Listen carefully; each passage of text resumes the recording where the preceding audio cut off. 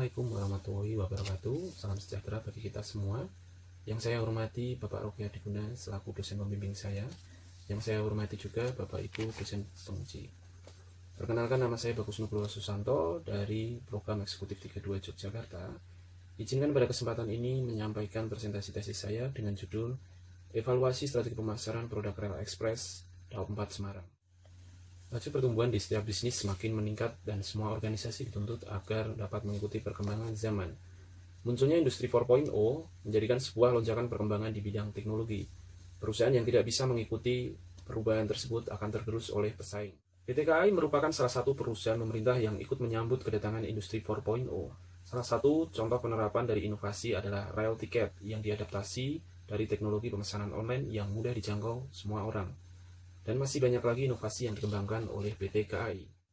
Dengan mempunyai histori perkembangan perusahaan yang semakin meningkat, PT KAI siap untuk menghadapi kedatangan Industri 4.0. Hal ini dapat terlihat dari volume penjualan PT KAI sendiri dari tahun ke tahun.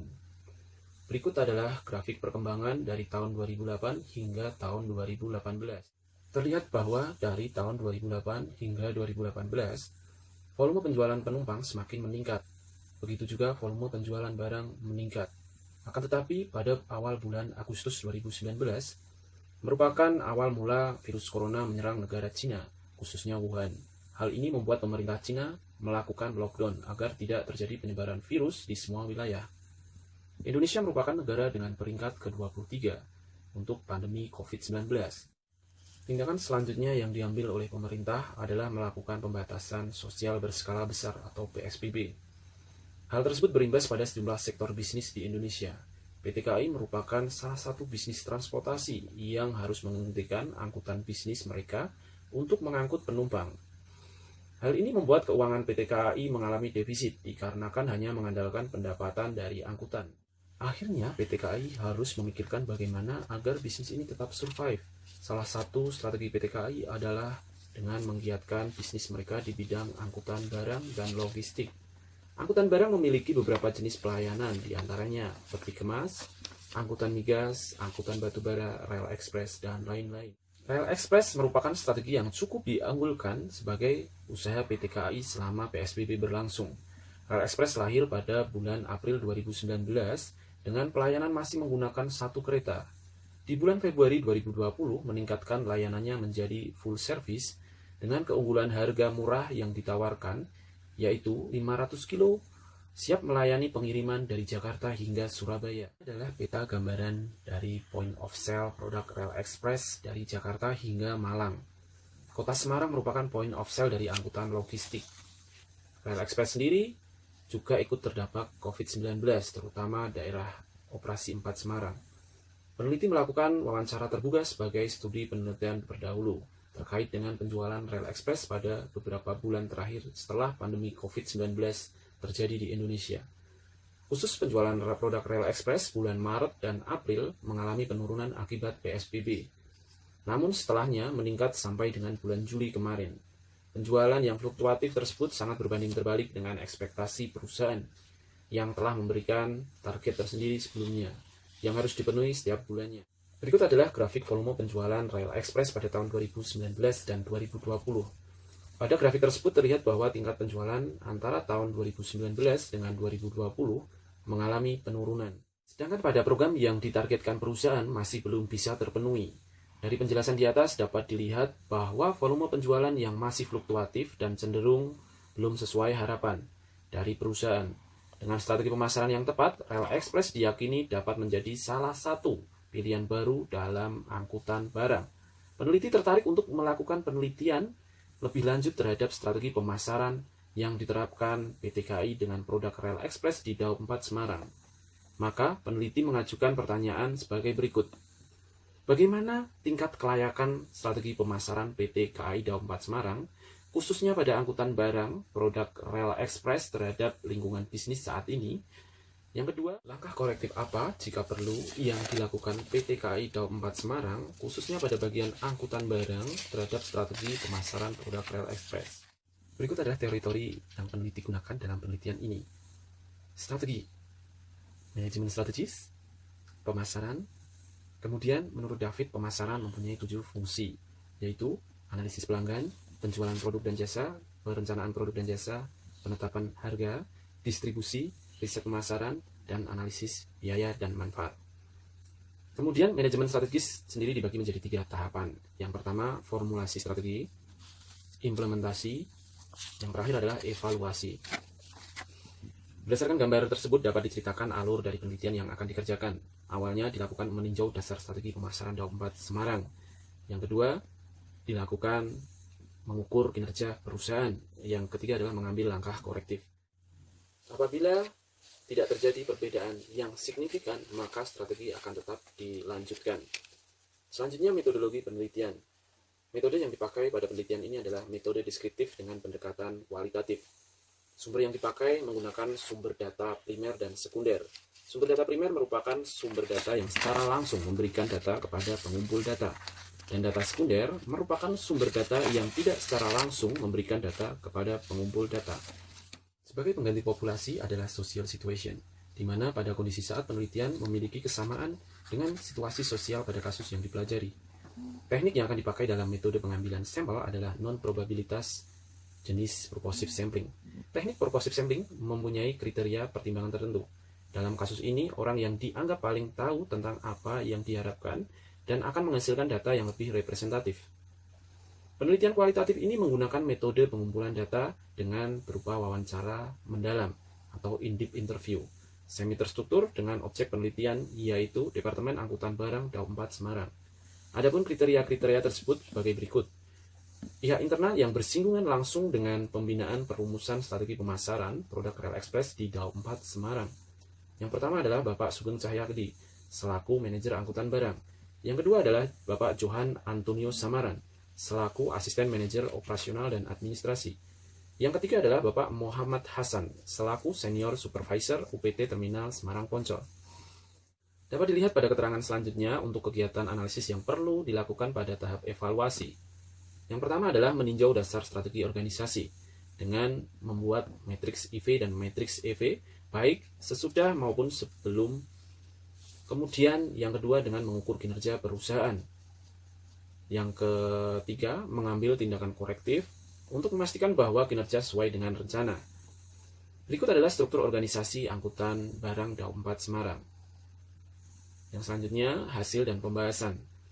Setelah mempelajari berbagai teori yang relevan dan mutakhir, perumusan kerangka penelitian dan metodologi penelitian, selanjutnya peneliti melakukan pengumpulan data. Data diperoleh dari data primer maupun sekunder melalui wawancara, observasi, dan mempelajari dokumen-dokumen terkait. Alat analisis yang digunakan guna mendukung penelitian ini adalah dengan menggunakan Atlas TI versi yang 7. Berikut hasil coding yang akan diinterpretasikan pada tabel matriks IV dan EV. Berdasarkan tabel tersebut dapat dideskripsikan bahwa masing-masing faktor yang telah dikelompokkan dan diberi peringkat bobot kemudian menghasilkan skor tertimbang. Dari skor tertimbang, masing-masing faktor mempunyai arti tertentu. Hasil skor tertimbang diketahui bahwa kekuatan utama strategi pemasaran produk Rel Express, khususnya Daup 4 Semarang, yang mempunyai skor tertinggi adalah 0,33. Skor tertinggi itu adalah menggunakan pihak ketiga untuk menganalisis kebutuhan dan keinginan pelanggan, memiliki harga yang terbilang murah di antara pesaing lainnya, menjalin kerjasama dengan Bluebird sebagai dooring sampai tujuan, menempel pada brand KAI sebagai angkutan kereta api, mempunyai ketepatan waktu yang dapat diandalkan, sedangkan untuk kelemahan utama yang mendapatkan skor tertimbang sebesar 0,02, yaitu konter atau agen masih terbatas, belum adanya jasa packing. Kemudian matriks IV yang lama mempunyai hasil skor tertimbang diketahui bahwa kekuatan utama strategi pemasaran produk Rel Express, khususnya Daup 4 Semarang, yang mempunyai skor tertinggi adalah 0,38.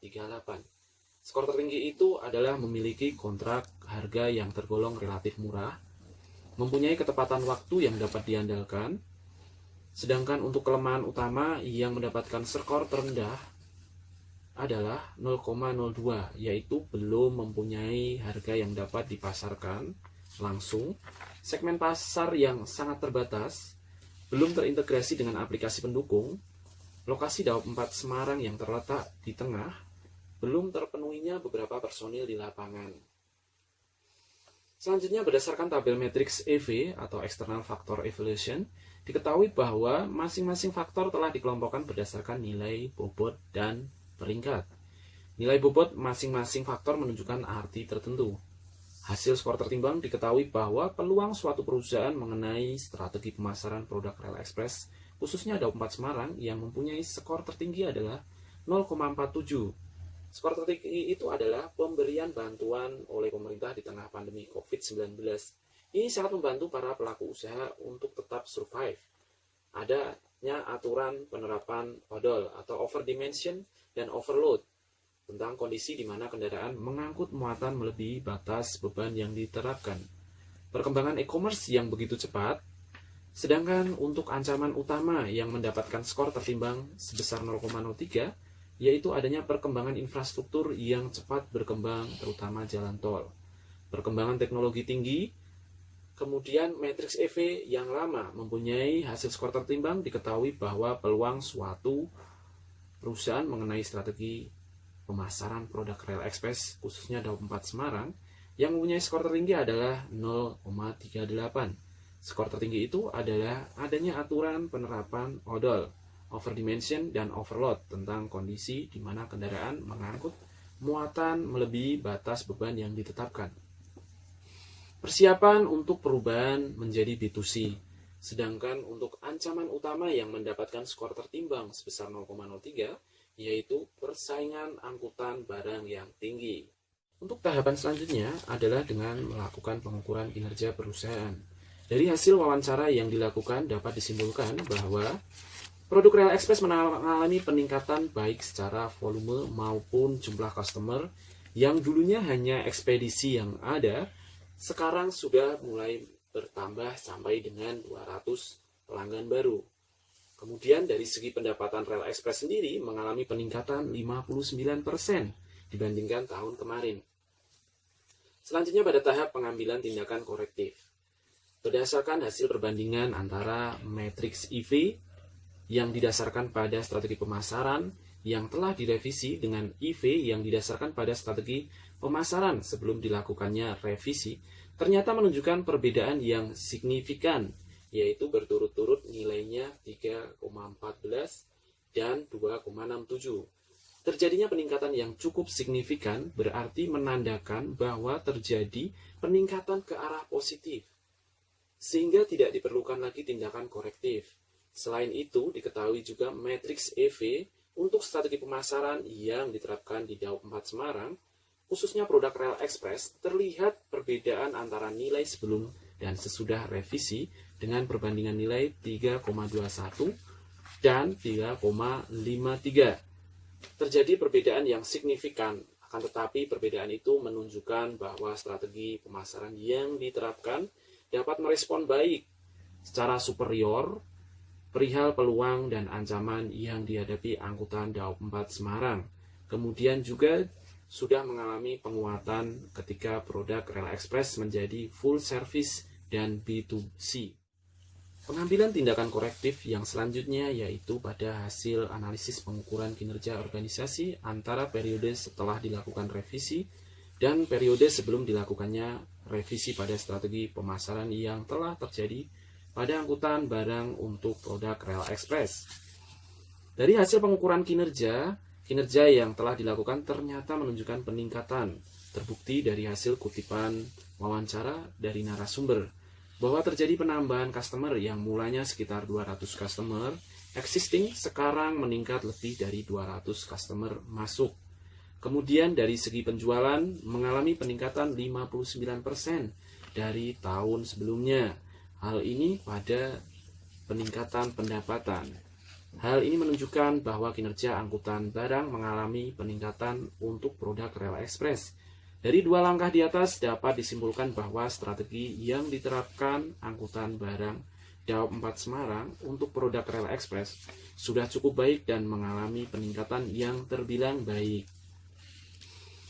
Pada bagian penutup, peneliti akan menjelaskan kesimpulan, saran, dan keterbatasan peneliti dalam melakukan kegiatan penelitian ini. Kesimpulannya,